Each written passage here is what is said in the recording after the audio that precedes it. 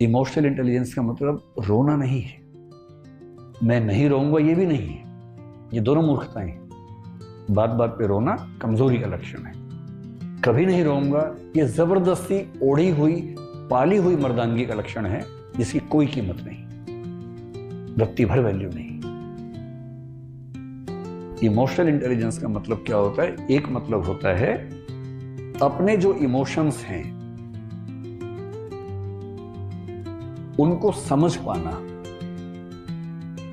बारीकी से समझना, और दूसरा उनको जितना कंट्रोल करने की जरूरत है उतना कंट्रोल कर पाना, इसकी क्षमता। जितना करने की जरूरत है, जबरदस्ती नहीं। कभी कभी खुद को ढीला छोड़ देना कि रोने का मन कर रो लो यार, ऐसा क्या है। लाइफ इन मेट्रो एक फिल्म आई थी बहुत पहले, उसमें एक लड़की ऐसी ही स्थिति में थी, ना कह सकती है किसी से, ना गुस्सा कर सकती है, ना बोल सकती है, ना रो सकती है। तो अगर मैं ठीक याद कर पा रहा हूं तो इरफान खान उस फिल्म में थे। इरफान खान उसको ले गया टंकी के ऊपर, पानी की टंकी थी, छत थी, पता नहीं क्या था कुछ। तो बोला कि चिल्ला के रो यहाँ पर। 2-4 बार तो नहीं कर पाते, फिर वो चिल्ला के रोती है, जोर से चिल्लाती है, चिल्लाते चिल्लाते रोने लगती है। और एक बार रो लेती है और उसके बाद महसूस करती है कि इतना हल्का तो मैंने कभी महसूस नहीं किया अपने आप को। इतनी सारी गांठें जो मन के अंदर थी, गिरहें जो मन के अंदर बन गई थी, उनसे मुक्त भी तो होना है। अपने इमोशंस को समझना, उन्हें मैनेज करना, कंट्रोल का मतलब मैनेज करना। और यदि इमोशंस बोझ बन रहे हैं तो उस बोझ से मुक्त होना, और यही काम दूसरों के लिए कर पाना। दूसरों के इमोशंस को समझना, उनके इमोशंस को उतना कंट्रोल करना जितना जरूरी है, और जरूरी है तो उनको उनके इमोशंस की गिरफ्त से मुक्त करना। ये किसी के अंदर अगर आ गया ना, कमाल कर देता है, कमाल। आजकल कुछ लोग इसी के एक हिस्से का एक नया नाम रखते हैं, जिसको बोलते हैं एडवर्सिटी कोशिएंट। एडवर्सिटी कोशिएंट का मतलब क्या होता है कि जीवन में कठिनाइयां तो आती हैं, उन कठिनाइयों में अपने आप को संभालने की क्षमता। अब आप जिस यात्रा पर निकले हैं ना, ये आसान यात्रा नहीं।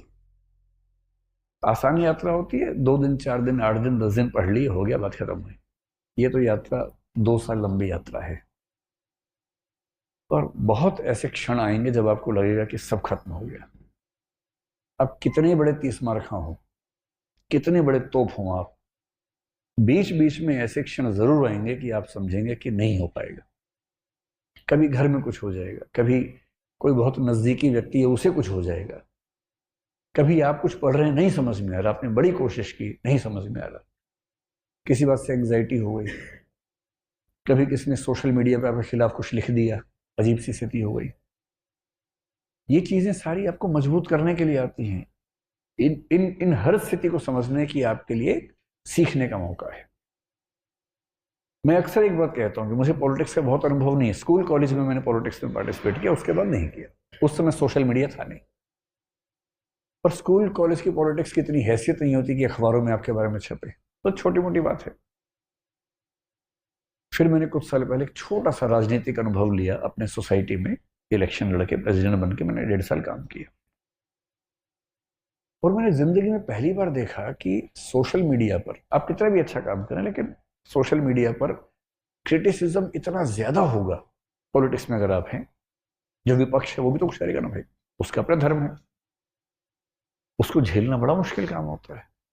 और तब मुझे संवेदना होने लगी राजनीतिक लोगों से, जिनसे पहले कभी कभी ऐसा भाव आता था कि ये तो सब चोर हैं, लुटेरे हैं, ऐसा आमतौर पर लोग बोल देते हैं।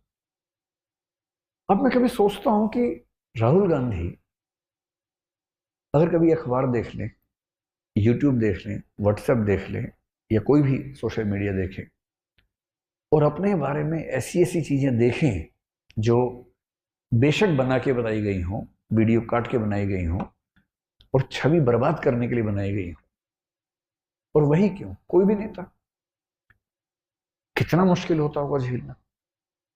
रोज डिप्रेशन जैसी स्थितियां बनती होंगी।